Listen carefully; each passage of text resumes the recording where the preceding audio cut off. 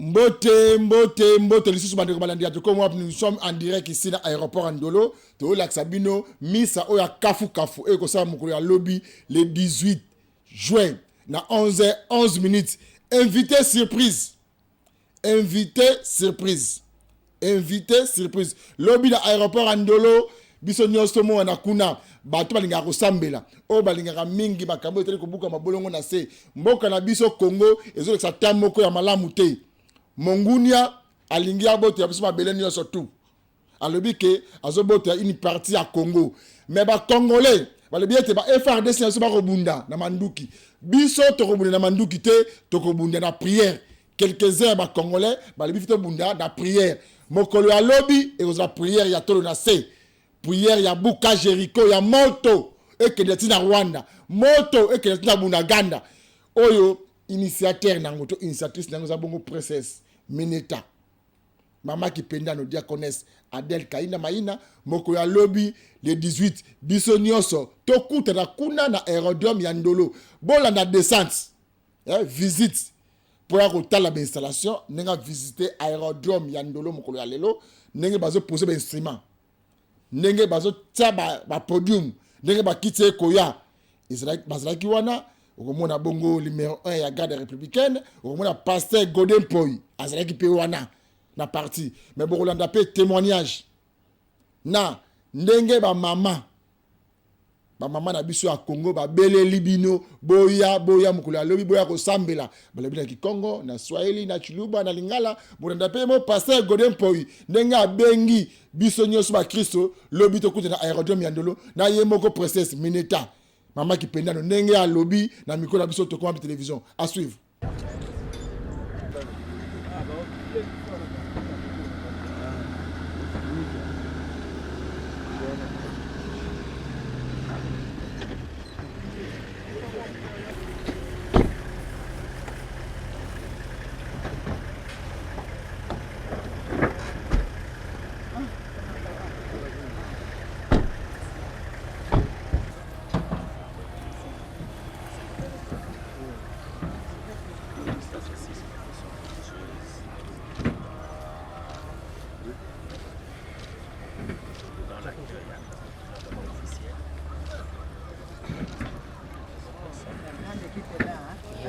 Maman est là, soyez les bienvenus.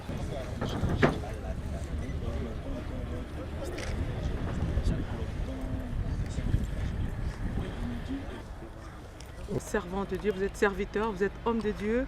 Demain, c'est déjà l'événement. Quel est le message que vous lancez à ceux qui traînent encore les pieds, qui ne suivent pas encore nos messages? Quel est votre message? C'est de lancer un appel à toutes les Quinoises et tous les Quinois pour leur rappeler que le jour J, c'est déjà demain. Donc vous nous voyez, nous sommes là sur le site. On est en train de déployer la logistique. Demain, à partir de 6h, 7h, envahissons la place dite Ndolo pour venir célébrer le Seigneur. Donc, il n'y a pas de concurrence. On risque de dire que nous sommes venus parce que le papa de papa était passé par ici. Non, le stade des martyrs est en pleine réflexion et nous avons choisi ces lieux. Donc, moi, j'appelle tout le monde, catholiques, protestants, réveil, musulmans, même les amis qui prient les dieux des Noirs. Le plus important, c'est que chacun invoque ses dieux. Et le vrai Dieu, c'est celui qui apparaît lorsque tous les dieux ont disparu devant l'angoisse, le doute et la mort. Donc, il est question de prier pour notre pays. Souvent, nous entendons certaines personnes dire, mais est-ce que la prière peut mettre fin à un combat? Donc, ce n'est pas connaître ni la théologie, ni la géopolitique. Donc, il y a ce qu'on appelle en sciences de l'État et du pouvoir, les vertiges géopolitiques des États. Dans ces vertiges géopolitiques, il y a notamment les sociétés secrètes. Et c'est ce qui fait la force de la Chine. Nous, notre société secrète, c'est Jésus-Christ, le maître de Galilée. Venez nombreux, nous allons prier ensemble. Aucun centimètre carré de la RDC ne nous sera pris. Et ça sera également l'occasion pour que nous puissions demander au Dieu Tout-Puissant de neutraliser tous ceux qui volent l'argent de l'État au Congo et particulièrement à Kinshasa. Merci.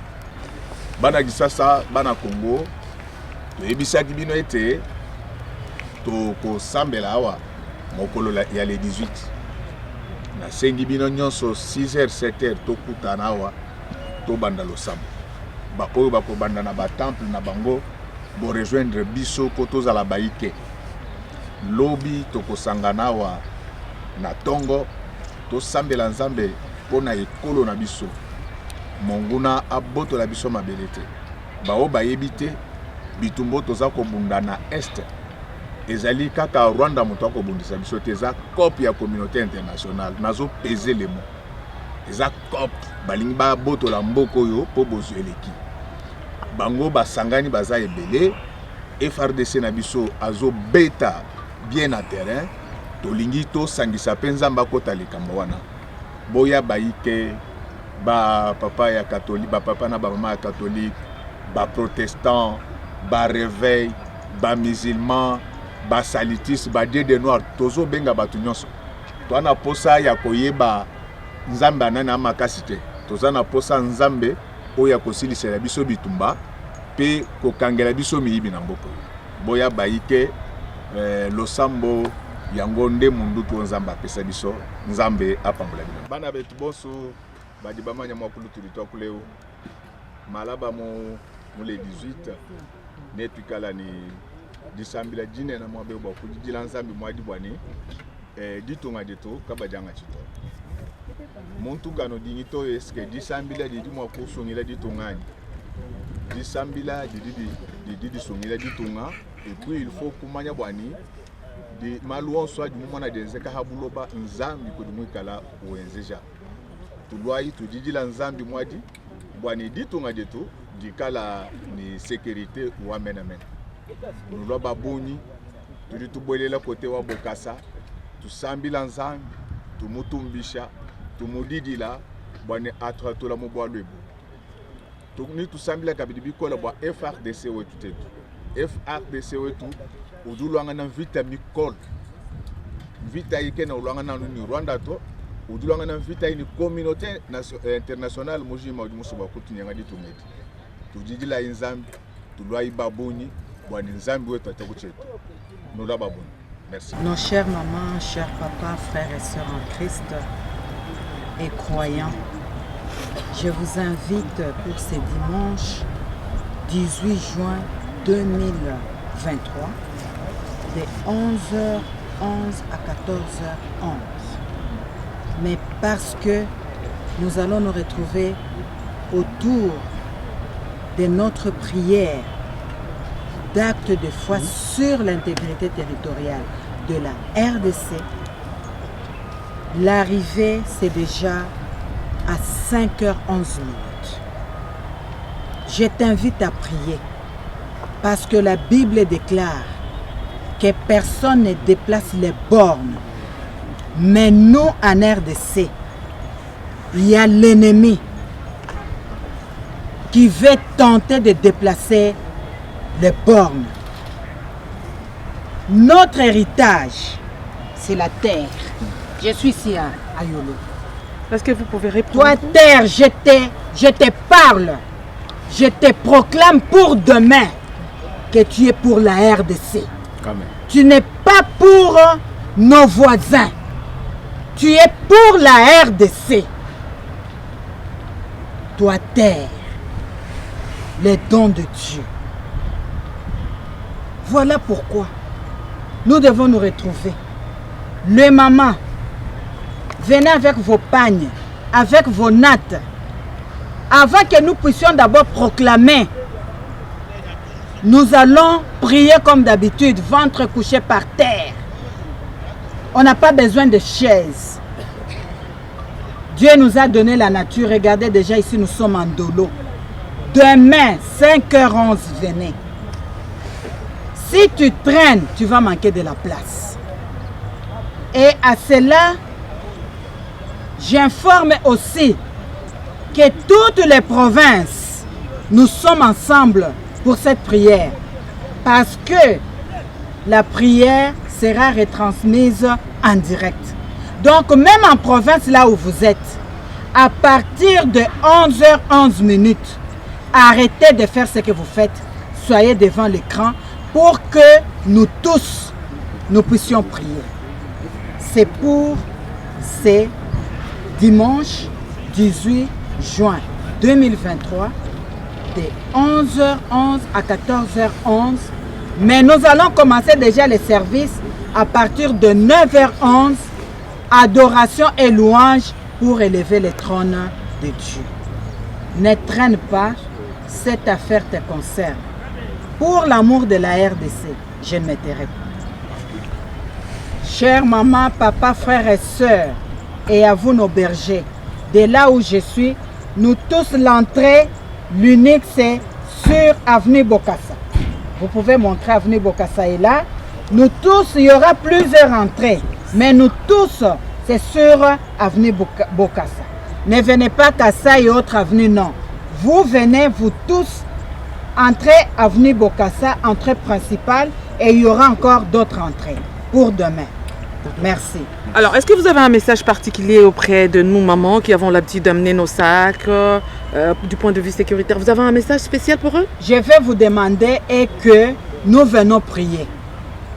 Ne soyez pas chargés. Ne venez pas avec des sacs là où il y a des miroirs, tout ça, non. Soyez vraiment, venez juste avec, si c'est votre petit sac, si peut-être il y a papier mouchoir, avec votre pagne, stylo. C'est tout. Ne venez pas avec vos sacs là où il y a des objets précieux. C'est une information que j'ai voulu donner et aux mamans et aux papas, frères et sœurs. Parce que même les hommes, ils amènent des petits sacs sur eux. Merci. Batata, ba maman, bilengi ya mwasi na mobali. Nayebisi bino ke awa naza na ndolo.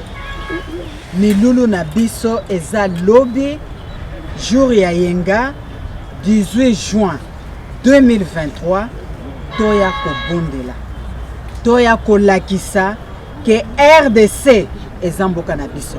RDC eza don onzamba pesa ki biso. Mutu moko atate, toya ko proclamer, toya ko déclarer pona mboka na biso. Eza makambo ya mabele.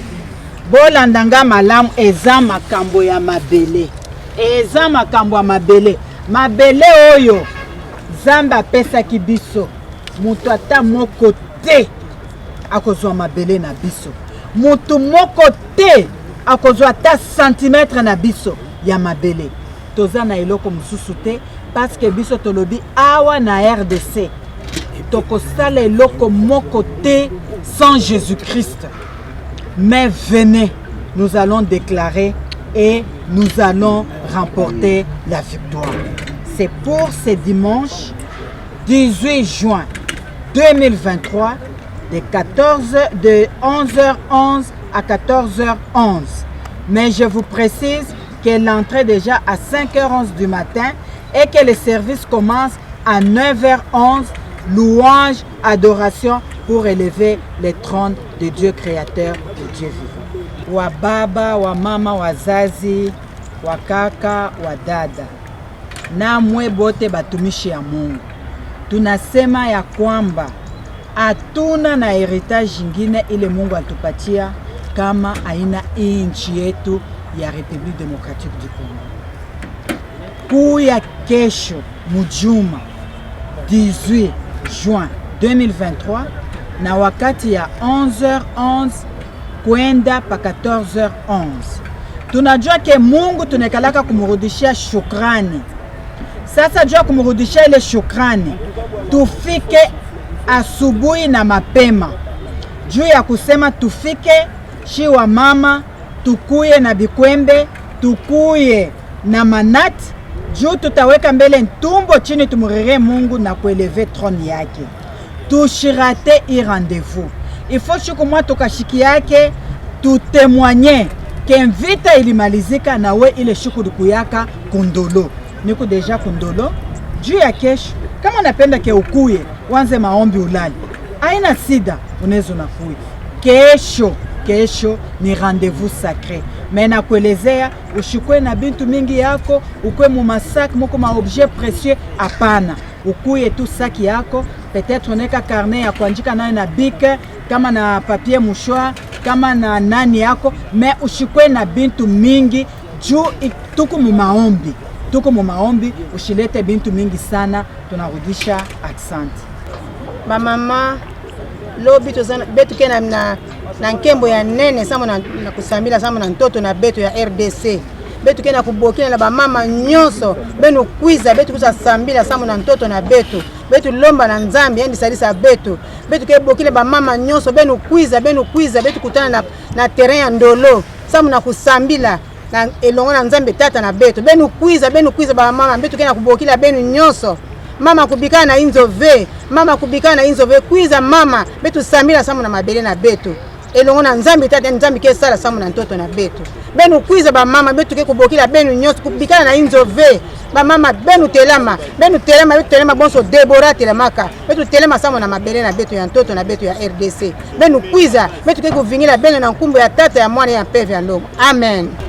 Ba mama ba tata bilenge bampaka lokola kati na Yesu tozali kobenga ete ya solo bokoka koya pona tina na mabondeli ya mboka na biso kobondela pona tina ete ya solo mabele na biso yeme Nzambe ayeba tozala libre pona tina ete mboka na biso yeme akamba yango tozali kobenga ete boya to bondela elongo pe Nzambe akoyeba kopambola biso na mabondelo tozali kosala butu pe moyo.